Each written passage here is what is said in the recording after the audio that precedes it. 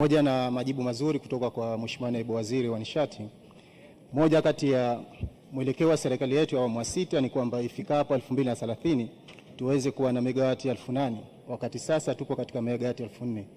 Na kwa kuwa pia uwekezaji wa umeme wa jua na umeme wa upepo ni nafuu zaidi kuliko umeme wa hydropower pamoja na gesi. Je, serikali ina mpango gani wa kuongeza maeneo mengi zaidi ili ifikapo 2030 tuweze kuwa na megawati 8,000 kama ni dhamira ya Mheshimiwa Rais? Mheshimiwa Waziri.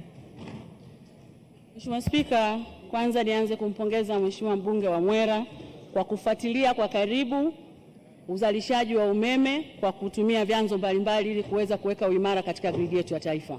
Mheshimiwa Spika, serikali inayo mpango, kwanza inakaribisha wawekezaji mbalimbali ili kuwekeza katika vyanzo tofauti tofauti vya umeme, lakini serikali inaendelea kufanya uzalishaji wa umeme wa jua kule Shinyanga, Dodoma, Same na Singida.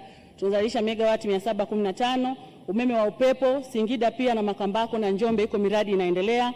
Joto ardhi Songwe na Ngozi miradi inaendelea, na hatua hizi ziko mbalimbali kwenye hatua za utafiti, uwekezaji na maridhiano ya kuuziana umeme kwa TANESCO. Asante Mheshimiwa Spika.